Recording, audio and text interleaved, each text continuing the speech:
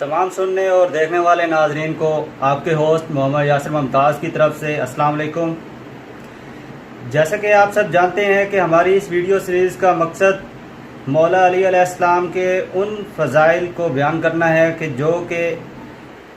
لوگ بیان نہیں کر سکے، اور آپ جانتے ہیں کہ ہم نے اپنی پچھلی ویڈیو میں مولا علی علیہ السلام کے ان خطبات اور ارشادات کا ذکر کیا ہے کہ جو مولا علی علیہ السلام نے بیان کیے، اور وہ علوم جو مولا علی علیہ السلام نے لوگوں کو سکھائے۔ آج کی اس ویڈیو میں ہم مولا علی علیہ السلام کے ان خطبات اور ارشادات کی تدوین کا ذکر کریں گے کہ مولا علی علیہ السلام نے جو کلمات اور خطبات ارشاد فرمائے تو ان کی تدوین کیسے ہوئی۔ پہلا سلسلہ تو مولا علی علیہ السلام کی حیات مبارکہ سے ہی شروع ہو گیا تھا کہ مولا علی علیہ السلام کے زمانے میں ہی مولا علی علیہ السلام کے بیان کیے ہوئے خطبے اور ارشادات کو جمع کر لیا گیا تھا۔ اس بارے میں علامہ جلال الدین سیوطی بیان کرتے ہیں کہ بہت سے اصحاب میں احادیث اور دوسرے فرامین کے بارے میں اختلاف تھا، سوائے مولا علی علیہ السلام اور مولا کے بہت قریبی اصحاب اور مولا کے فرزندوں کے سوائے، کیونکہ مولا علی علیہ السلام جو احادیث رسول صلی اللہ علیہ وسلم سے سنتے تھے تو مولا خود اپنی کتاب میں اس کو جمع کر لیا کرتے تھے۔ دوسرا، مولا علی علیہ السلام سے لوگوں نے خط و کتابت اور خطبات و تحریر و تصنیف کا فن سیکھا، اور اس امر کا اعتراف دنیا کرتی ہے کہ مولا علی علیہ السلام نے ایسے مؤلفین کا گروہ پیدا کر دیا تھا کہ جنہوں نے لسانیت، احادیث اور علوم قرآن کو بیان کیا اور اس کو پوری دنیا میں نشر بھی کیا، اور اس جو بیان کیا ہوا علم ہے ان کا، اس سے آج بھی دنیا فیض یاب ہو رہی ہے، اور اس بات کی تصدیق علماء رجال نے بھی اپنی کتابوں میں کی ہے۔ اب ہم مولا علی علیہ السلام کے ان اصحاب اور فرزندوں کا ذکر کرتے ہیں کہ جو مولا علی علیہ السلام کے خطبات اور ارشادات کو خود سن کر زبانی یا کتابی شکل میں محفوظ کر لیا کرتے تھے۔ ان میں پہلے مولا حسن علیہ السلام کا ذکر کرتے ہیں، اور کیونکہ مولا حسن علیہ السلام مولا علی علیہ السلام کے سب سے بڑے فرزند ہیں، مولا حسن علیہ السلام مولا علی علیہ السلام کے تمام خطبات اور ارشادات کو اپنی کتاب میں بھی محفوظ کیا۔ اس کے بعد مولا حسین علیہ السلام، مولا کے صحابی جابر بن عبداللہ، محمد حنفیہ، عبداللہ بن عباس، ابی بن کعب، ابو رافع، عبید اللہ بن ابی رافع، میثم بن یحییٰ، حارث بن عبداللہ، زید بن وہب، یہ وہ اصحاب ہیں جنہوں نے مولا علی علیہ السلام کے خطبات کو زبانی یا کتابی شکل میں محفوظ کیا تھا۔ زید بن وہب کو تمام اصحاب میں یہ فضیلت حاصل ہے کہ انہوں نے مولا علی علیہ السلام کے خطبات کو سب سے پہلے محفوظ کیا، اور زید بن وہب کی وفات 90 ہجری میں ہو گئی تھی۔ مولا علی علیہ السلام کے تمام اصحاب کے پاس مولا علی علیہ السلام کے خطبات اور ارشادات کا بہت بڑا ذخیرہ تھا، پر اب ہم حارث بن عبداللہ حمدانی کی بات کرتے ہیں کہ ان کے پاس مولا علی علیہ السلام کے خطبات کا کتنا ذخیرہ تھا۔ اس بارے میں شیخ صدوق اپنی کتاب التوحید میں بیان کرتے ہیں کہ ایک روز مولا علی علیہ السلام نے اللہ تعالیٰ کی جلالت و عظمت کے مضامین پر ایک خطبہ ارشاد فرمایا تھا، تو اس کے بعد ابو اسحاق نے حارث حمدانی سے پوچھا، آیا وہ خطبہ تم کو یاد ہے؟ تو اس پر حارث حمدانی نے جواب دیا کہ میں مولا علی علیہ السلام کے تمام خطبات کو کتابی شکل میں لکھ کر محفوظ کر لیا کرتا ہوں۔ اس کے بعد حارث حمدانی نے مولا علی علیہ السلام کا وہ خطبہ اپنی کتاب میں سے پڑھ کر سنایا، اور حارث حمدانی کے اس ذخیرے کے بعد کرتے ہیں کہ جو اس کے پاس موجود تھا۔ ایک مرتبہ امام حسن علیہ السلام نے حارث ہمدانی سے اس ذخیرے کو طلب کیا، تو حارث ہمدانی نے وہ ذخیرہ ایک اونٹ پر لاد کر بھیجا جس کا وزن بہت زیادہ تھا۔ اب ہم مولا علی علیہ السلام کے اس صحابی کا ذکر کرتے ہیں جس نے مولا علی علیہ السلام کی ایک جلیل القدر دعا کو محفوظ کیا۔ ان کا نام ہے کمیل بن زیاد۔ کمیل بن زیاد نے مولا علی علیہ السلام کی اس دعا کو محفوظ کیا جو آج تک شب جمعہ میں پڑھی جاتی ہے، اور اس دعا کا نام دعائے کمیل ہے۔ اب بات کرتے ہیں کہ مولا علی علیہ السلام کی شہادت کے بعد مولا علی علیہ السلام کے خطبات و ارشادات کس طرح ہم لوگوں تک پہنچے۔ مولا علی علیہ السلام کے اصحاب کے بعد دیگر ائمہ اطہار کے اصحاب اور دوسرے اہل علم لوگوں نے مولا علی علیہ السلام کے خطبات و ارشادات اور رسائل کو محفوظ کرنا اور ان کی حفاظت کرنا اپنا فرض سمجھا، اور اپنی زندگی میں ان کی تدوین اور تالیف میں مشغول رہے اور مستقل کتابیں بھی لکھیں۔ ان میں سے چند ایک جن کا ہم ذکر اس ویڈیو میں کر رہے ہیں قابل ذکر ہیں۔ اس میں ہشام بن محمد کلبی صحابی محمد باقر علیہ السلام تھے جنہوں نے مولا علی علیہ السلام کے خطبات کو جمع کیا۔ اس کے بعد محمد بن قیس صحابی امام محمد باقر تھے جنہوں نے مولا علی علیہ السلام کے قضایات کو جمع کیا۔ اس کے بعد محمد بن قیس ابو نصر اسدی مولا امام محمد باقر اور امام جعفر صادق علیہ السلام کے صحابی تھے، اور انہوں نے بھی مولا علی علیہ السلام کے قضایات کو جمع کیا۔ صالح بن حماد صحابی امام محمد نقی علیہ السلام تھے، انہوں نے مولا علی علیہ السلام کے خطبات کو جمع کیا۔ ابراہیم محمد کوفی انہوں نے مولا علی علیہ السلام کے فرامین اور خطوں کو جمع کیا۔ اور اس کے بعد چوتھی صدی کے مشہور مورخ عبدالعزیز بن یحییٰ جلودی نے ہر موضوع کے متعلق مولا علی علیہ السلام کے کلام کو علیحدہ علیحدہ کتابی شکل میں محفوظ کیا، اور ان کتابوں کا ذکر ہم بیان کرتے ہیں کہ ان میں کون سی کتابیں شامل تھیں۔ کتاب رسائل علی، اس کتاب میں مولا علی علیہ السلام کے خطوط وغیرہ شامل ہیں۔ اس کے بعد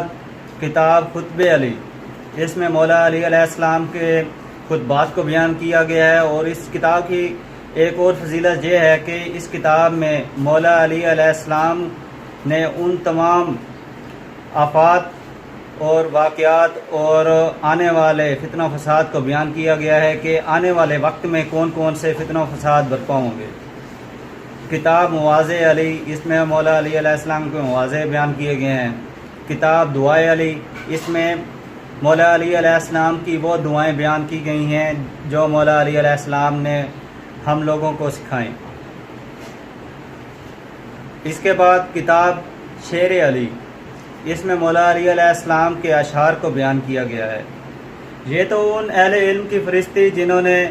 مولا علی علیہ السلام کے خطبات و ارشادات پر مستقل کتابیں لکھیں۔ اس کے بعد محدثین، مورخین اور علماء اسلام کی ایک بہت لمبی فہرست ہے جنہوں نے مولا علی علیہ السلام کے خطبات و ارشادات کو اپنی کتب و تصانیف میں بیان کیا ہے، اور ان میں سے چند ایک کا ذکر ہم اپنی اس ویڈیو سیریز میں کرتے ہیں کہ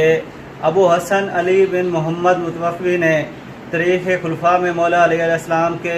چند خطبات و ارشادات کو بیان کیا ہے، اور اس کے بعد ابو عباس المبرد متوفی نے اپنی کتاب المبرد میں بھی مولا علی علیہ السلام کے خطبات و ارشادات کو بیان کیا ہے۔ اس کے بعد محمد بن جریر طبری نے اپنی تاریخ میں مولا علی علیہ السلام کے خطبات کو بیان کیا ہے، اور ابن وضع یعقوبی نے بھی مولا علی علیہ السلام کے خطبات و ارشادات کو اپنی تاریخی کتاب میں بھی بیان کیا ہے۔ اس کے بعد حافظ ابو نعیم نے مولا علی علیہ السلام کے خطبات و ارشادات اور چند واقعات کو اپنی کتاب حلیہ الاولیاء میں بھی بیان کیا ہے۔ اب اس کے بعد ہم بات کرتے ہیں نہج البلاغہ کی، کہ نہج البلاغہ کس نے لکھی اور اس میں کیا شامل ہے اور لوگوں نے اس کی مخالفت کیوں کی۔ بعض لوگوں کا اس بارے میں خیال ہے کہ نہج البلاغہ کی تالیف 400 ہجری میں ہوئی اور یہ مولا علی علیہ السلام کا کلام ہے ہی نہیں بلکہ سید رضی کا کلام ہے، اور یہ بات بالکل ہی غلط ہے، کیونکہ جن کتب کا ذکر ہم پہلے کر چکے ہیں تو وہ تمام کتب جو علماء اسلام نے لکھی ہیں تو وہ نہج البلاغہ سے پہلے ہیں، اور ان کتب میں مولا علی علیہ السلام کے خطبات و ارشادات بھی بیان ہیں۔ اور اگر ایسا ممکن ہوتا کہ یہ تمام خطبات مولا علی علیہ السلام کا کلام نہیں ہے بلکہ علامہ سید رضی کا کلام ہے، تو اس چیز کا انکار اس وقت ہی ہو جاتا کہ جب کہ علامہ رضی کے زمانے میں بہت سے راوی بھی موجود تھے اور ایسے لوگ بھی موجود تھے جنہوں نے احادیث اور مولا کے خطبات کو زبانی بھی یاد کیا ہوا تھا۔ اگر نہج البلاغہ میں کوئی ایسا خطبہ جو مولا علی علیہ السلام کا نہیں ہے تو اس وقت ہی نہج البلاغہ سے لوگ انکار کر دیتے، اور نہج البلاغہ کا انکار تو اب کے لوگ کر رہے ہیں۔ پہلے جب علامہ رضی نے اس کتاب کو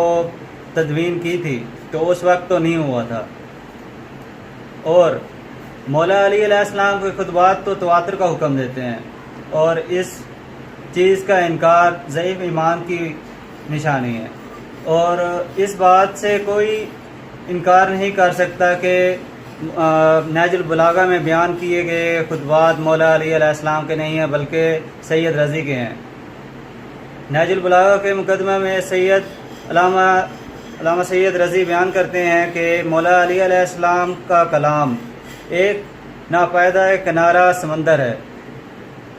جس کی انتہا و گہرائی معلوم کرنا بہت ہی مشکل ہے اور اس کی موجوں پر تسلط پا سکتا ہو۔ علامہ سید رضی نے مولا علی علیہ السلام کے کلام کو 3 ابواب، خطب و اوامر، کتب و رسائل اور حکم و مواضع میں تقسیم کر کے ایک آسان تفہیم میں جمع کیا، اور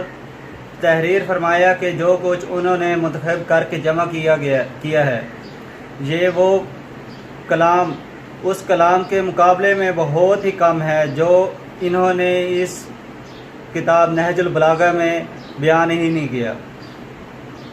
اور علامہ سید رضی سے پہلے بہت سے محدثین نے مولا علی علیہ السلام کے خطبات کو جمع کر کے کتابی شکل میں محفوظ کیا ہوا تھا، پر ان کا انداز بیان اور تالیف و تدوین کا انداز اتنا اچھا نہیں تھا جس طرح نہج البلاغہ کا ہے، جس کی وجہ سے وہ نہج البلاغہ کی طرح مقبولیت حاصل نہ کر سکی۔ علامہ سید رضی نے نہج البلاغہ کی تالیف 400 ہجری میں مکمل کی، اور اس کے بعد غالباً سید رضی کو مزید کلام کی تدوین کا موقع نہ ملا، اور جس کے بعد علامہ سید رضی کا 406 ہجری میں انتقال ہو گیا۔ نہج البلاغہ کے بعد علماء اسلام مولا علیہ السلام کے کلام کی تدوین و جمع سے غافل نہیں ہوئے، بلکہ اس کا سلسلہ آج تک جاری ہے، جن میں سے چند ایک کا ذکر ہم اس ویڈیو میں کرتے ہیں کہ عبد الواحد بن محمد تمیمی نے مولا علی علیہ السلام کے کلمات قصار کو جمع کیا اور اس کو ایک کتابی شکل دی۔ اس کے بعد قاضی ابو عبداللہ محمد بن سلامہ شافعی نے مولا علی علیہ السلام کے خطب و حکم، مواضع اور اشعار کو جمع کیا اور ایک کتابی شکل دی، اور اس کتاب کا نام ہے دستور معلم الحکم، اور یہ اس وقت مصر میں موجود ہے۔ اور 6 صدی کے مشہور مورخ علامہ علی بن محمد وسطی نے ایک کتاب تالیف کی جو کہ 30 ابواب اور 90 صفحوں پر مشتمل ہے۔ اس میں مولا علی علیہ السلام کے مواضع، مناجات، مناقب اور بہت سے کلمات موجود ہیں۔ اس کتاب کے مؤلف علامہ علی بن محمد بیان کرتے ہیں کہ اس کتاب کے مضامین مولا علی علیہ السلام کے ایسے فصیح و بلیغ کلام کا مجموعہ ہے جس کی نظیر پیش کرنا ناممکن ہے، اور اس کے بعد قاضی ابو عبداللہ بن سلامہ شافعی کا جیسے کہ ہم ذکر کر چکے ہیں، اس کے بعد علامہ محمد باقر مجلسی نے بہار الانوار کی جلد نمبر 17 میں بھی مولا علی علیہ السلام کے چند خطبات و کلمات کو جمع کیا۔ اس کے بعد تضییع الدلائل میں شہاب الدین نے مولا علی علیہ السلام کے چند خطبات کو جمع کیا، اور بصائر الانوار میں بھی مولا علی علیہ السلام کے چند خطبات موجود ہیں۔ شیخ بادی نجفی نے ایک کتاب لکھی جس میں مولا علی علیہ السلام کے ایسے خطبات و ارشادات موجود ہیں جو کہ نہج البلاغہ میں بھی نہیں ہیں، اور یہ کتاب نجف اشرف میں موجود ہے، اور اس کتاب کا نام مستدرک نہج البلاغہ ہے۔ نہج البلاغہ کے چند قدیم نسخے اس وقت بھی اس دنیا میں موجود ہیں، جن میں سے ایک نسخہ تہران میں اس وقت بھی موجود ہے جو کہ 494 ہجری میں لکھا گیا تھا، اور ایک اور نسخہ جو 538 ہجری میں لکھا گیا تھا انڈیا کے شہر علی گڑھ کی لٹن لائبریری میں موجود ہے، اور اس کے بعد 565 ہجری کا لکھا ہوا ایک اور نسخہ بغداد میں موجود ہے۔ 674 ہجری کا لکھا ہوا نسخہ نہج البلاغہ کا لکھنؤ میں بھی موجود ہے۔ 706 ہجری کا لکھا ہوا ایک اور نسخہ نجف اشرف میں بھی موجود ہے۔ اب ہم ان چند مشہور خطبات کا ذکر کرتے ہیں کہ جو نہج البلاغہ میں بھی موجود نہیں ہیں۔ ان میں سے پہلا خطبہ خطبات الاستسقاء ہے جو کہ نہج البلاغہ میں موجود نہیں ہے، جس کا ترجمہ مولانا محمد تقی مجلسی نے اپنی کتاب اللوامع میں بھی کیا ہے۔ اس کے بعد خطبات البالغہ، یہ بھی خطبہ مولا علی علیہ السلام کا نہج البلاغہ میں موجود نہیں ہے، جو کہ علامہ محمد باقر مجلسی نے بہار الانوار کی جلد نمبر 17 میں بیان کیا ہے۔ اور اس کے بعد خطبات الطالوتیہ، یہ بھی نہج البلاغہ میں موجود نہیں ہے، جو کہ محمد بن یعقوب کلینی نے اپنی کتاب الروضہ میں خطبہ و وسیلہ کے بعد نقل کیا۔ اور مولا علی علیہ السلام کے ایک اور خطبہ خطبۃ الوسیلہ، یہ بھی نہج البلاغہ میں موجود نہیں ہے، پر علامہ محمد بن یعقوب کلینی نے اپنی کتاب الروضہ میں اس خطبے کو بھی بیان کیا ہے۔ اس کے بعد خطبۃ الفضون، یہ بھی نہج البلاغہ میں موجود نہیں ہے، پر شیخ حسن بن سلمان ہلی نے اپنی کتاب منتخر البصائر میں اس خطبے کو بیان کیا ہے، اور اسی خطبے کو علامہ مجلسی نے اپنی کتاب بہار الانوار میں بھی بیان کیا ہے۔ اس کے بعد خطبۃ البیان، یہ خطبہ بھی نہج البلاغہ میں نہیں ہے، پر سید نعمت اللہ جزائری نے اپنی کتاب انوار النعمانیہ میں بھی اس کو بیان کیا ہے۔ اور مولا علی علیہ السلام کا ایک جلیل القدر خطبہ خطبۃ الافتخاریہ، یہ خطبہ یہ بھی نہج البلاغہ میں موجود نہیں ہے، پر ایک کتاب بحر المعارف و مشارق و انوار، اس کتاب میں یہ خطبہ موجود ہے۔ اس کے بعد ہم اپنی اگلی آنے والی ویڈیو میں مولا علی علیہ السلام کی ان فضائل کو بیان کریں گے کہ مولا علی علیہ السلام کے کلام کی تدوین کیسے ہوئی، اور اس میں عرب لوگوں کا کیا کردار ہے، اور مسلمانوں کی کتب خانوں کو کس طرح نقصان پہنچایا گیا، اور بہت سے آنے والے مسائل جو ہیں ان کے بارے میں ہم آنے والی ویڈیو میں ذکر کریں گے۔ اور ان ذکر کو سننے کے لیے اور اپنے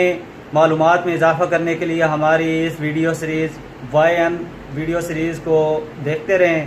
اور جس سے یقیناً آپ کو بہت زیادہ فائدہ ہو رہا ہوگا، کیونکہ یہ وہ فضائل ہیں جو کہ عام طور پر بیان نہیں کیے جاتے، جو کہ ہم اپنی اس ویڈیو سیریز میں کر رہے ہیں، اور اس کا مقصد بھی یہی ہے کہ ہم مولا علی علیہ السلام کے ان فضائل کو بیان کریں جو لوگوں تک نہیں پہنچائے جا رہے۔ اگر آپ کو میری یہ ویڈیو اچھی لگی ہو تو اپنے دوست و احباب میں بھی اس کو شیئر کریں تاکہ وہ بھی اپنے علم میں اضافہ کر سکیں اس ویڈیو کے ذریعے، اور مولا علی علیہ السلام کے فضائل سے اپنے علوم میں اضافہ کر سکیں۔ اپنی دعاؤں میں مجھے یاد رکھیے گا۔ اللہ تعالیٰ آپ کا